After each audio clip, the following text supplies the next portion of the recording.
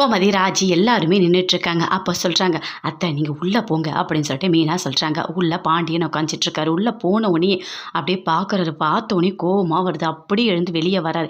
என்னங்க அப்படின்னு சொல்லிட்டு கோமதி கூப்பிடுறாங்க. அப்போ கூட கேட்கவே இல்லை. அப்படியே பார்க்குறாரு. பார்த்துட்டு வெளியே போயிட்டாரு. என்ன மீனா அவரு, நான் உள்ளே போனால் என்கிட்ட சொல்லிட்டு தான் போவார், எதுவுமே சொல்ல மாட்டார். அவர் பாட்டு போகிறாரு.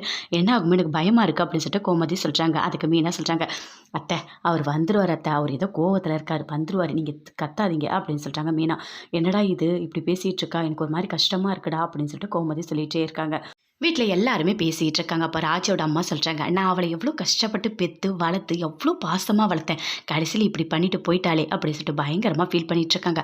ஆமாம், எனக்கு ஒரு டவுட்டு அப்படின்னு சொல்லிட்டு சக்தியோட பொண்டாட்டி சொல்கிறாங்க. 2 பேருமே எதிரும் புதிருமாக தான் இருப்பாங்க, எப்போ பார்த்தாலும் சண்டை போட்டுகிட்டே இருப்பாங்க. நான் கூட போலீஸ் ஸ்டேஷன்லாம் போவாங்கன்னு நினச்சேன், கடைசியில் 2 பேரும் கல்யாணம் பண்ணிட்டு வந்திருக்காங்களே. நான் எவ்வளவோ யோசித்து பார்த்தேன், அப்போ கூட என் மூளைக்கு எட்டவே இல்லையே, இப்போ என்ன எப்படி நடந்திருக்கும் இது அப்படின்னு சொல்லிட்டு பயங்கரமாக பேசிகிட்டு இருக்காங்க. அப்போ குமார் சொல்கிறார், ஆமாம்மா, நான் கூட நிறைய வாட்டி 2, 3 வாட்டி அவங்கள பார்த்துருக்கேன். ஆனால் அவங்க எப்போ பார்த்தாலும் சண்டை போடுறாங்க, சண்டை போடுற மாதிரியே பண்ணுவா, இந்த மாதிரி எனக்கு தெரியாது அப்படின்னு சொல்லிட்டு குமார் சொல்கிறாரு. அதுக்கு சக்தி சொல்கிறாரு, சொல்லுடா இப்போ வந்து சொல்லு, இவ்வளோ நாள் என்ன பண்ணியிருந்த அப்படின்னு சொல்லிட்டு அவர் திட்டிகிட்ருக்காரு. விடுங்க, நடந்தது நடந்து போச்சு, நீ ஏன்டி பைத்தியக்காரச்சி மாதிரி அதையே சொல்லிகிட்ருக்க, கொஞ்சம் கூட அறிவே கிடையாது அவனுக்கு, விடு, முடிஞ்சு போச்சு. ஆசைப்பட்டவனை கல்யாணம் பண்ணிக்கிட்டா, அவளை கூட்டிகிட்டு வந்து வச்சு இங்கே என்ன பண்ண போகிறீங்க, போயிட்டால விடு, அதோட அதையே பேசிட்டு தான் உன்னை சாவடிச்சு போட்டுருவேன், அதோட விடு, இதுக்கு மேலே இதை பற்றி ஒரு வார்த்தை கூட பேசக்கூடாது அப்படின்னு சொல்லிட்டு அவங்க அம்மா சொல்கிறாங்க. அதுக்கு சக்தி சொல்கிறாரு, எல்லாத்துக்குமே காரணமே நீ தான் ஆத்தா, நீ பண்ணதுனால தான் இவ்வளோ பிரச்சனை, நீ மட்டும் விட்டுருந்த அவனுங்களை ஒரு வழி பண்ணியிருப்பேன். ஏற்கனவே தங்கச்சியை கூட்டிகிட்டு போய் அவமானப்படுத்துறானுங்க, அடுத்தது ராஜியை கூட்டு போய் அசிங்கப்படுத்துறானுங்க, இது எல்லாமே பிளான் பண்ணி தான் பண்ணிகிட்ருக்காங்க அப்படி சொல்லிட்டு சக்தி சொல்கிறார். டேய் என்னடா பேசிகிட்டு இருக்க, பிளான் பண்ணுறாங்களாம், பிளான். அங்கே பாண்டியன் 2 பேருமே அப்படியே நின்றுந்தாங்க, பார்த்தல. கோமதி என்னடா பண்ணா, அமைதியாக தான் நின்றுட்டு இருந்தா, நம்மள மாதிரி தான் அவங்களுக்கு எதுவுமே தெரியல, சும்மா பேசணும்னு பேசிகிட்டு இருக்காத, புரியுதா அப்படின்னு சொல்லிட்டு அவங்க அம்மா சொல்கிறாங்க. இதெல்லாம் கேட்டுட்டு இருக்கும்போது பயங்கரமாக கோவம் வருது. ராஜியோட அப்பா சேரை அப்படி எட்டி வச்சுட்டு அங்கேருந்து உள்ளே போகிறாரு. பாத்தியா எப்படி அசிங்கப்படுத்திட்டு போயிருக்கா அப்படின்னு சொல்லிட்டு பயங்கரமாக ராஜியோட அம்மா ஃபீல் பண்ணிக்கிட்டு இருக்காங்க. அப்போ குமார் சொல்கிறாரு, அவனை விடக்கூடாதுப்பா, அவனை கண்டிப்பாக ஏதாவது பண்ணணும், அவனை அடித்தாதான்ப்பா என் கோவம் தீரும் அப்படின்னு சொல்லிட்டு குமார் கத்துறாரு. நான் போய் அவனை ஒரு வழி பண்ணுறேன் அப்படின்னு சொல்கிறாரு. வேண்டாம் போகாதீங்க அப்படின்னு சொல்லிட்டு ராஜியோட அம்மா தடுக்கிறாங்க. இல்லை யார் தடுத்தாலும் நான் போவேன் அப்படின்னு சொல்லிட்டு குமார் சொல்கிறாரு. டேய் கம்முன்னு இருடா, அவனை அடக்குடா அப்படின்னு சொல்லிட்டு இருக்காங்க. அதெல்லாம் முடியாதுமா, அவன் போனால் போகட்டும் விடுங்க அப்படின்னு சொல்லிட்டு சக்தி சொல்கிறாரு. அங்கேருந்து போகிறாரு. அங்கே எல்லாருமே நின்றுட்டுருக்காங்க. டேய் உனக்கு எவ்வளோ தைரியம் தான் என் தங்கச்சி ஏமாற்றி கல்யாணம் பண்ணிட்டு வந்திருப்பேன் அப்படின்னு சொல்லிட்டு அடிக்க போகிறாரு. டேய் யார் மேட்டா கை வைக்கிற அப்படின்னு சொல்லிட்டு பயங்கர கோவமாக செந்தில் அவங்க அண்ணன் 2 பேருமே தடுக்கிறாங்க. இங்கே பார், என் தம்பி மேலே கை வச்சா அவ்வளோதான், நீ மரியாதையாக போயிடுங்கிறது அப்படின்னு சொல்கிறாங்க. அதுக்குள்ளே கோமதியோட தம்பி வந்து தடுக்கிறாரு.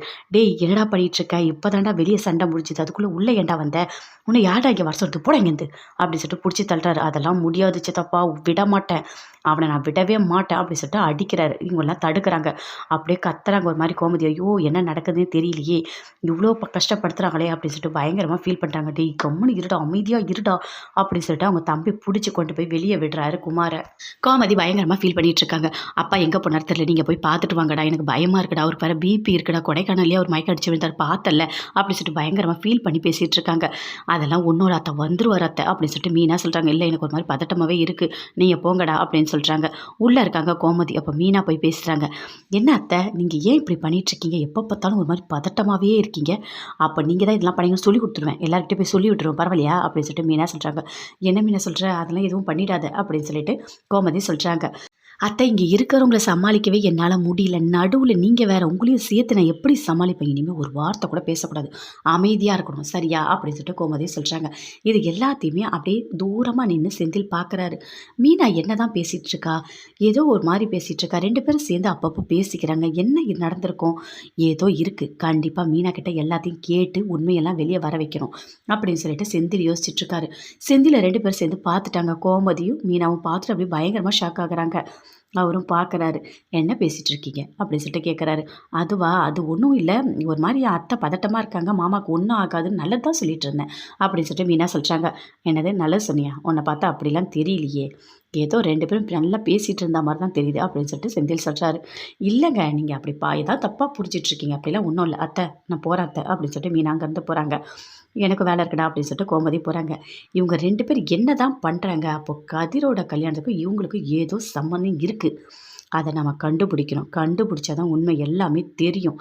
அப்படின்னு சொல்லிட்டு செந்தில் யோசிக்கிறாரு. விடக்கூடாது. மீனா கிட்ட கண்டிப்பா கேட்கணும் அப்படின்னு போறாரு.